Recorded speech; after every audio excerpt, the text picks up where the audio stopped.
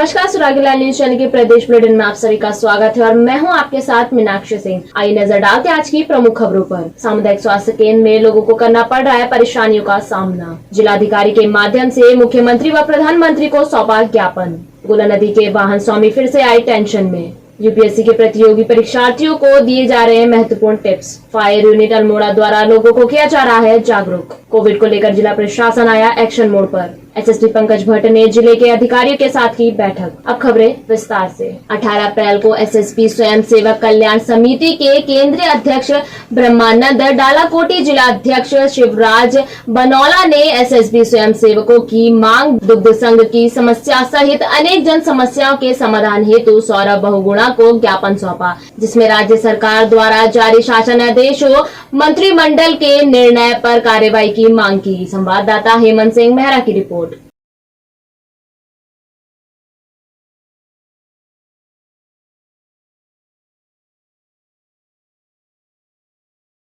अल्मोड़ा में मानदेय बढ़ोतरी समेत विभिन्न मांगों को लेकर आशा फैसिलिटेटर सामाजिक कार्यकर्ता प्रताप सिंह नेगी ने मुख्यमंत्री प्रधानमंत्री को संबोधित मांग पत्र अपर जिलाधिकारी सीएम मर्तोलिया को सौंपा। आपको बता दें कि आशाओं ने मानदेय बढ़ोतरी समेत विभिन्न मांगों को लेकर 26 अप्रैल को 1 दिवसीय धरना प्रदर्शन के लिए चेताया है। संवाददाता हेमंत सिंह मेहरा की रिपोर्ट। अल्मोड़ा में बैंक द्वारा धोखाधड़ी करने का मामला सामने आया है। आपको बता दें कि दीपक सिंह अधिकारी द्वारा कोतवाली अल्मोड़ा में तहरीर दी गई थी कि जिसमें अनंत निधि क्रेडिट को ऑपरेटिव सोसाइटी शाखा अल्मोड़ा में एफडी व आरडी खातों में धोखाधड़ी का आरोप लगाया गया था, जिसके आधार पर आरोपी को गिरफ्तार कर न्यायालय के समक्ष पेश किया गया है। संवाददाता हेमंत सिंह मेहरा की रिपोर्ट।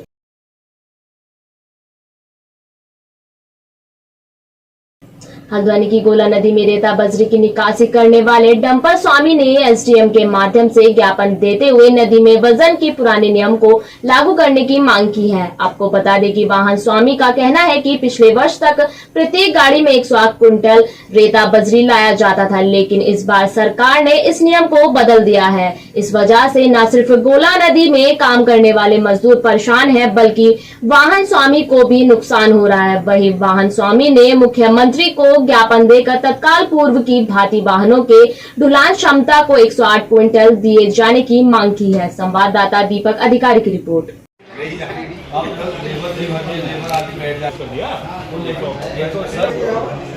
बोल दो रमेश। देखिए, नदियों में पूर्व में जो है 108 कुंटल माल हम लाते थे गोला से, और जो 109 कुंटल से ऊपर आता था उसकी अगले दिन की निकासी बंद हो जाती थी। तो गोला एक बहुत अच्छी तरीके से चल रही थी। अभी बीच में हम लोग 91 दिन धरने के बाद उठे हैं। उसके बाद इन्होंने पहले तो जो है आरसी के अनुसार वजन किया, उसके बाद इन्होंने जो है 185 कुंटल ग्रॉस वेट कर दिया, यानी एक गाड़ी में 120 कुंटल लगभग आ रहा है। अब जो है 195 कर दिया, यानी 130 कुंटल गाड़ियों में वजन आ रहा है, जिससे लेबर भी परेशान है और वाहन मालिक भी परेशान है। लेबर इसलिए परेशान है, उनको इस गर्मी में माल ज़्यादा भरना पड़ रहा है और वो बीमार हो जा रही हैं, और वाहन मालिक इसलिए बीमार है कि ज़्यादा ओवरलोड होने से एक तो जो है रेट स्थिर नहीं है, दूसरा जो है गाड़ियां खराब हो जा रही है। इसलिए हम चाहते हैं कि 108 कुंटल पूर्व की भांति कर दें, या तो आरसी के अनुसार हमारा वेट कर दें। दिक्कतें तो थी 90 दिन से हम धरने में बैठे थे तो दिक्कत थी। अभी अच्छे खासे सुचारू रूप से चल रहा था, तो 108 कुंटल के बाद से पहले की तरह निकासी बंद हो जाती थी। लेकिन हम लोग हाईकोर्ट गए थे, तो हाईकोर्ट ने ये आदेश दिया था कि जितना गाड़ी की क्षमता है उसी हिसाब से माल ढोया जाए। ये हाईकोर्ट के भी जो आदेश थे उसकी भी धज्जियां उड़ाई जा रही हैं।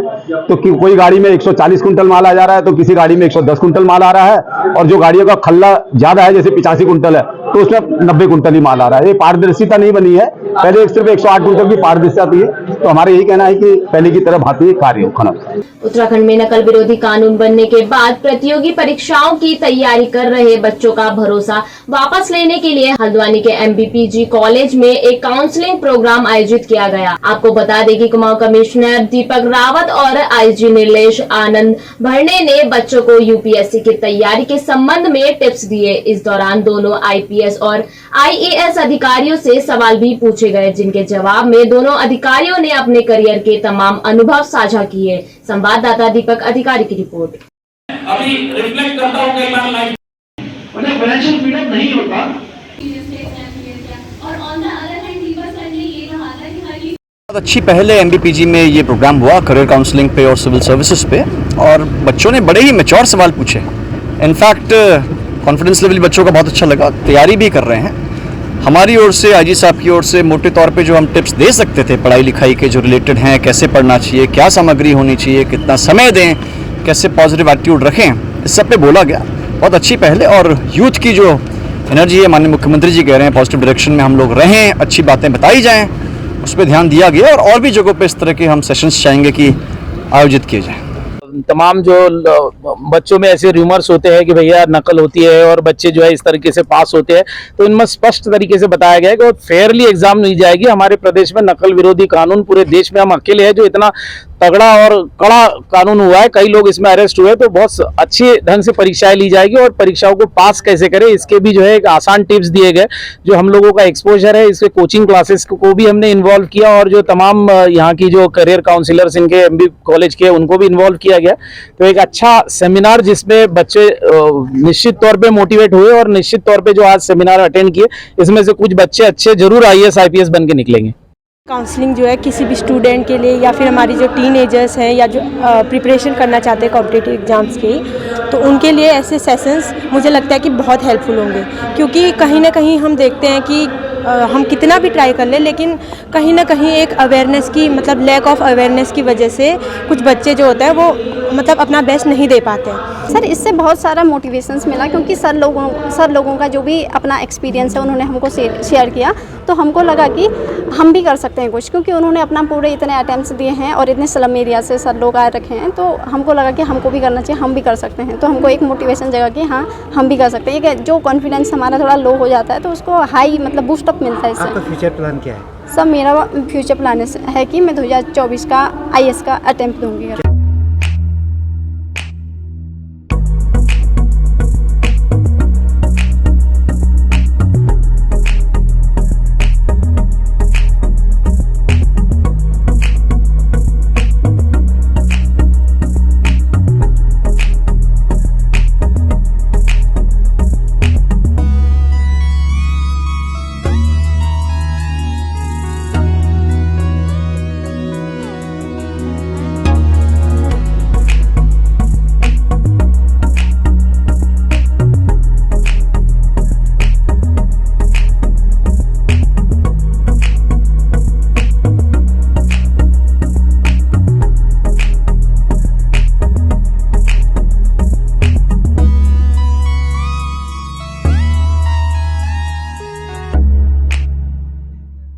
रामनगर के कुछ युवाओं ने फिर एक बार मानवता का परिचय देते हुए एक बैल की जान बचाई है। आपको बता दें कि रामनगर महाविद्यालय के बाहर नाले में एक बैल सुबह से गिरा हुआ था, जो उसमें ही फंस गया था, जिसे काफी लोगों द्वारा देखा भी गया, पर किसी ने भी बैल को निकालने की कोशिश नहीं की। इस दौरान शाम को रामनगर के बैराज पर टहलने जा रहे केवल बुधानी व उनके कुछ युवा मित्रों ने नाले के पास लोगों की मदद से रस्सी व अन्य कुछ सामान मंगवाकर और लगभग 1 घंटे के रेस्क्यू के दौरान बैल को सकुशल बाहर निकाला गया। संवाददाता कैलाश रियाल की रिपोर्ट।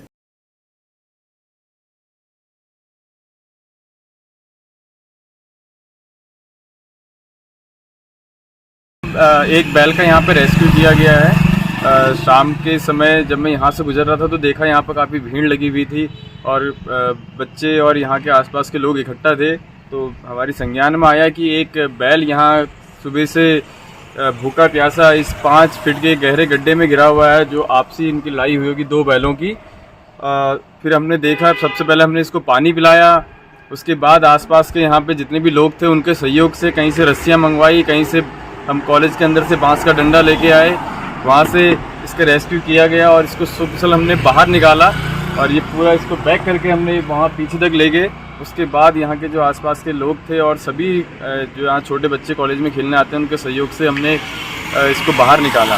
फायर यूनिट अल्मोड़ा द्वारा एसएसपी अल्मोड़ा की उपस्थिति में गुरु एकेडमी के एक बच्चों व स्कूल स्टाफ को फायर स्टेशन अल्मोड़ा में अग्नि सुरक्षा के दृष्टिगत आग का वर्गीकरण एवं प्राथमिक अग्निशमन उपकरणों के संचालन की जानकारी दी गई। साथ ही अग्निशमन सेवा सप्ताह का प्रचार प्रसार किया गया। संवाददाता हेमंत सिंह मेहरा की रिपोर्ट।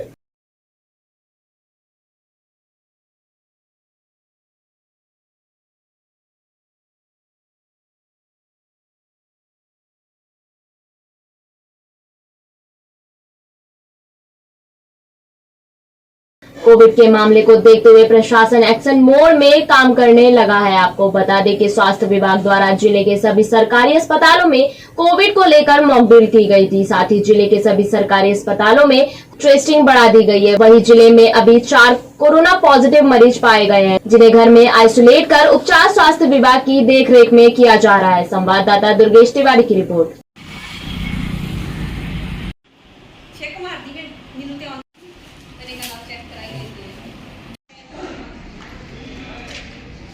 जैसा कि आपको विदित ही है कि अन्य राज्यों की तुलना में हमारे राज्य में अभी कम केसेस आ रहे हैं कोविड के, और उसमें भी हमारे राज्य में अन्य जिलों की अपेक्षा हमारे ज़िले में कम केसेस कोविड के आ रहे हैं। वर्तमान में 4 एक्टिव केसेस हैं, जिसमें 2 पूर्व के हैं और आज ही 2 नए केसेस आए हैं।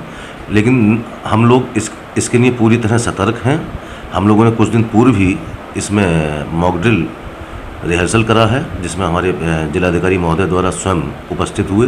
वो चाहे DH हो, हमारा डिस्ट्रिक्ट हॉस्पिटल हो, सब डिस्ट्रिक्ट हॉस्पिटल हो, कोई CSC हो, PSC हो, इवन सब सेंटर लेवल पर भी हमारे द्वारा मॉक ड्रिल किया गया। वहाँ पर व्यवस्थाओं का जायज़ा लिया गया और जायज़ा लेने के उपरांत पाया गया कि सारी हमारी व्यवस्थाएं इस समय दुरुस्त हैं। हम पूरी तरह कोविड से लड़ने के लिए तैयार हैं। हमारे जितने भी ऑक्सीजन प्लांट हैं सब क्रियाशील हैं। जितने भी कोविड संबंधित सामग्री हो, चाहे वो वेंटिलेटर हो, चाहे वो कंसंट्रेटर हो, या हमारे जितने प्रकार के ऑक्सीजन सिलेंडर्स हों, या कोविड संबंधित अन्य सामग्री PPE किट इत्यादि, पूरी तरह हमारे पास व्यवस्था चाक चौबंद है।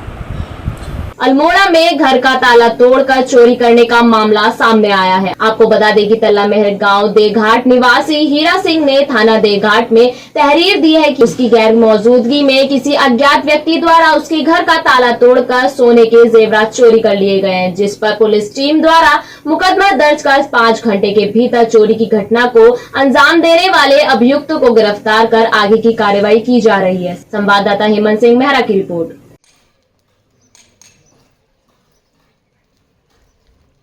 हल्द्वानी में SSP पंकज भट्ट ने जिले के पुलिस अधिकारियों के साथ बैठक कर ईद के त्योहार को शांतिपूर्वक तरीके से मनाए जाने को लेकर आवश्यक निर्देश दिए हैं। आपको बता दें कि इस दौरान लोगों से ईद के त्योहार को शांतिपूर्वक तरीके से मनाए जाने की अपील की गई है। इसके अलावा ईद के दिन पहाड़ों में वाहन की 2 पहिया वाहन की एंट्री बंद करने के निर्देश भी दिए गए हैं। संवाददाता दीपक अधिकारी की रिपोर्ट।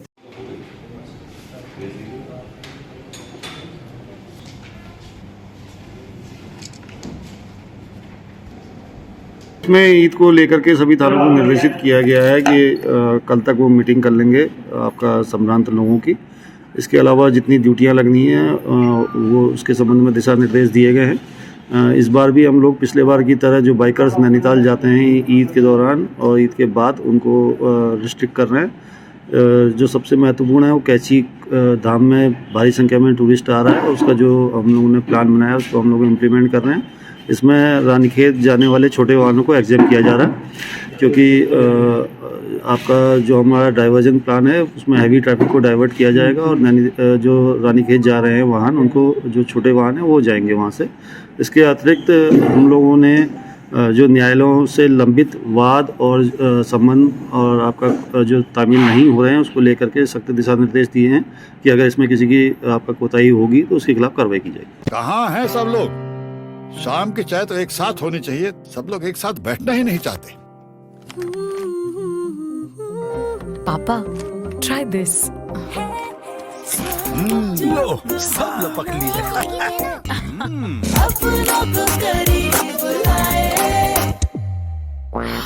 ये क्या हाल कर दिया है रूम का? बस कल से चाय मेरे रूम में।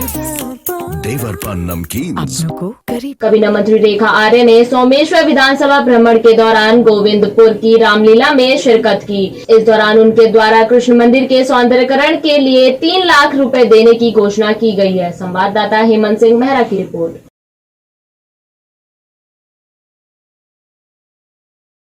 SSP उधम सिंह नगर मंजुनाथ TC के कड़े निर्देशों पर चलाए जा रहे वारंटियों की धरपकड़ हेतु अभियान के तहत कोतवाली पुलिस ने फरार चल रहे एक वारंटी मोहल्ला वाल्मीकि बस्ती निवासी चंद्रशेखर को मोहल्ला वाल्मीकि बस्ती उसके घर से गिरफ्तार कर आज न्यायालय के समक्ष पेश किया है। संवाददाता दीपक चौहान की रिपोर्ट।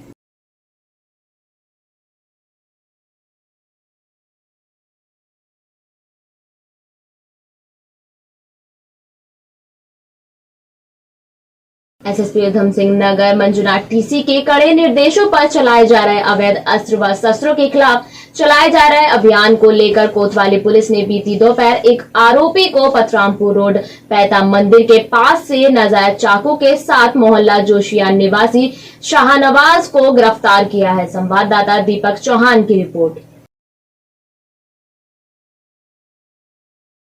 आज के लिए इतना ही। उत्तराखंड से जुड़ी तमाम खबरों के लिए बने रहिए सुरागीलाल न्यूज के साथ। धन्यवाद।